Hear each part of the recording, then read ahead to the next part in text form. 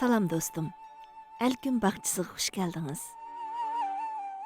Baharni seygindim. Aziz Eysa Elgün. Tushimda qalbim yana baharni seyginib nal qipti. O'ngimda qishning odam ko'nglini g'amlik qiladigan mushu sahardagi damlarda laylatqila g'ozonlarni ustiga yipinchi qilib po'nglab yotgan mushu olqandak tuproqdan texi bir qancha oylar ilgirla Elgün o'z qo'li bilan illiq baharning chiroyli gullarini o'stirgan emasmidi? Xuddi odam hayotida xo'shallik bilan g'am qayg'u doim o'rin almashtirib turgandek, tabiatning hayotlik ritmimi bu tabiiy davriyligining sirtida emaskan.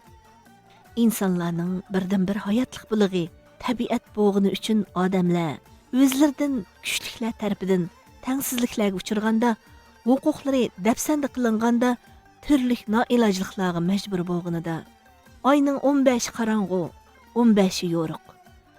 Dunyoda kun patmaydigan quyosh yo'q degandek tabiatga beg'ishlangan ahliya so'zlar orqali o'zlariga adolat, haqqoniyat, insonlik va madad tilash arzu istaklarda bo'ladi ekan. Ey mening hayot makonim tabiat. Sening odilligingda shak yo'q. Sening quchqingning keng mehribonligingda shak yo'q.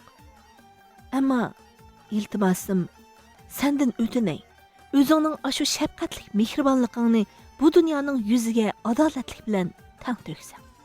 Men sening bahoringga seg'ingan cho'l odami, do'ppamni osmonga etib, to'la yig'lab ko'nib ketgan ko'zlarimda bir aqitim bo'lsa-mu, tabassum kulkilari jilva qilib tantana qilsam bo'lmasmidi? Tabiat, men seni mening bu dunyodagi eng kuyimchan onamga o'xshayman.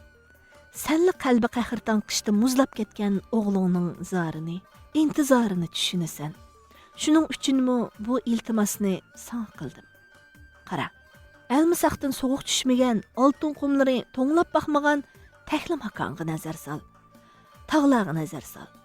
Tangir tog'larda qor laylisi bahor illiqligini sezib ko'klab baxmag'ili. Ne vaq?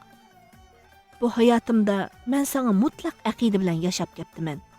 Aqida demak, men uchun hayot demakdir. Ona tabiat, sening qudrating cheksiz.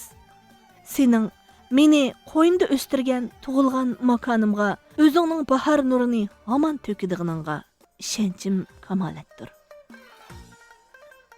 Bu qahrdan qariqishning sahri tomonliq. Osmondagi quyosh nuri xuddi o'limni kutib sakratda yotgan odamning ko'zidek goh ko'rinib, gohi kulrang bulutlar orasida g'oyib bo'lmoqda. Men yana nimalar bo'lmasin sahardagi qishning sovuq, ammo sap havosidan qong'ich nafas oldim.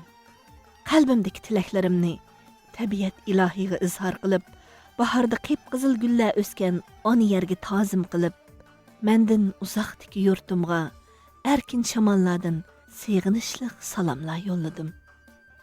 Bugun go'zaldir. Ati texmi go'zal bo'lg'isi. Biz yashashimiz kerak.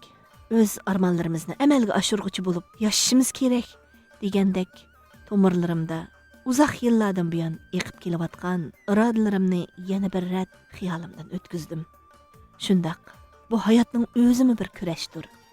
Arzu, iroda va bu yo'ldagi shijoat bilan hayot davom etadi. Shunda qilib, Elgün uchun yanvar oyidagi qishning yana bir kuni boshlandi.